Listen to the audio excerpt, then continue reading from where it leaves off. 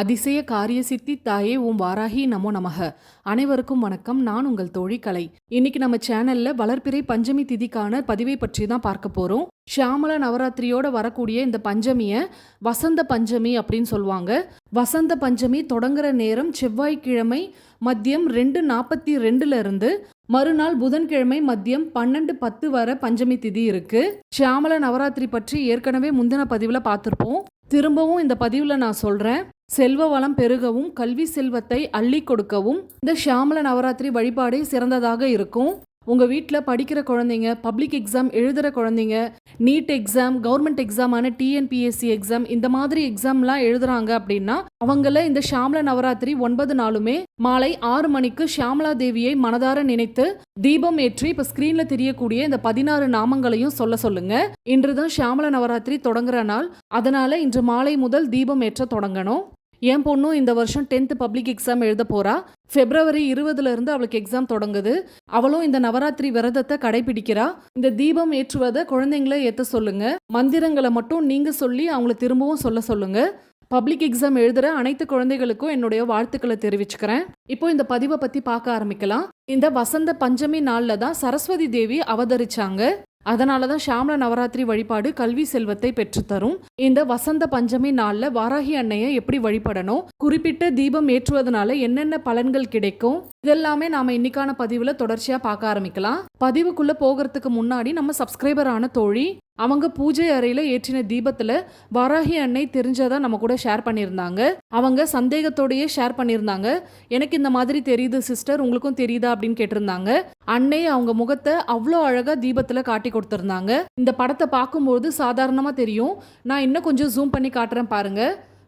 இதுல அன்னை அவங்க முகத்தை எவ்வளோ அழகா காட்டி கொடுத்துருக்காங்கன்னு. 2 கண்களோடு வராக முகம் ரொம்ப தத்ரூபமா தெரியுது. என் கண்களுக்கு அன்னை மூக்குத்தி அணிஞ்சிருக்கா மாதிரி தெரியுது. உங்க கண்களுக்கும் அந்த மாதிரி தான் தெரியுது அப்படின்னா ஒரு லைக் பண்ணிடுங்க. வசந்த பஞ்சமி கூட்டு பிரார்த்தனைக்கு பெயர் தர விருப்பப்படுறவங்க உங்களுடைய பெயரையும் காரணத்தையும் கமெண்ட் செக்ஷன்ல தெரியப்படுத்துங்க. அப்படி இல்லைனாலும் மெயில் ஐடி டிஸ்கிரிப்ஷன் பாக்ஸ்ல இருக்கு, நீங்க மெயிலாவும் சென்ட் பண்ணலாம். சரி, வாங்க இன்னைக்கான பதிவுக்குள்ள போயிடலாம். எப்பவுமே தை மாதம் வளர்பிறை பஞ்சமி தான் வசந்த பஞ்சமியா வரும். மாத கடைசியில தை அமாவாசை வந்ததுனால மாசி மாதம் பிறக்கின்ற முதல் நாளே வசந்த பஞ்சமி வந்திருக்கு. இந்த வசந்த பஞ்சமி ரொம்பவே சிறப்பு வாய்ந்தது. நாம என்ன கேட்டாலும் தரக்கூடிய ஒரு அற்புதமான பஞ்சமி இது. இந்த வசந்த பஞ்சமி நாள்ல வாராகி அன்னைக்கு இந்த தீபம் ஏற்றி வழிபட்டோம் அப்படின்னா அன்னை நம்மளுடைய குறைகளை தீர்த்து வேண்டிய வரங்களை அருள்வாங்க.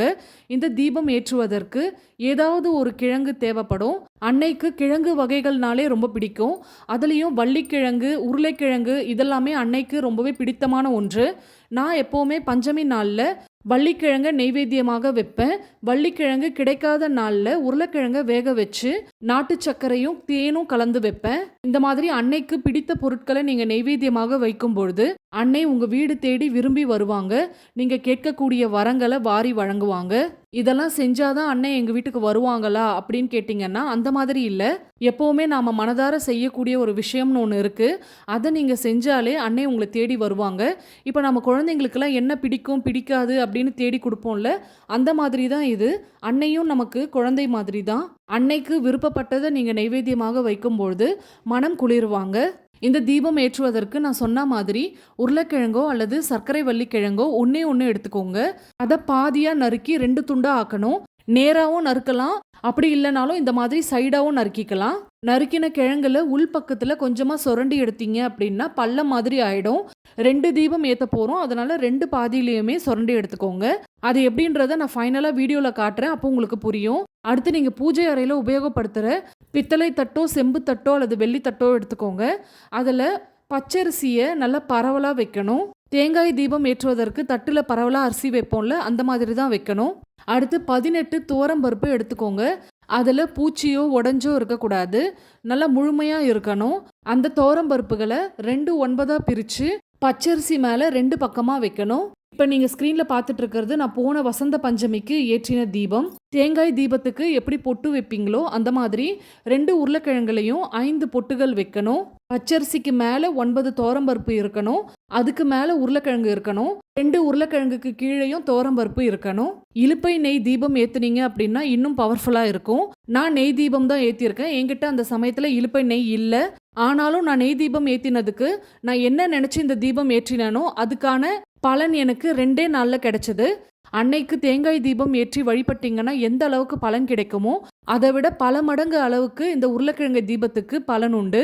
உருளைக்கிழங்கு தீபத்துக்கு பக்கத்தில் ஒரு எலுமிச்சம்பழம் வச்சு அதில் மஞ்சள் குங்குமம் இட்டு வாராகி அன்னையாக பாவித்து அர்ச்சனை செய்யணும்.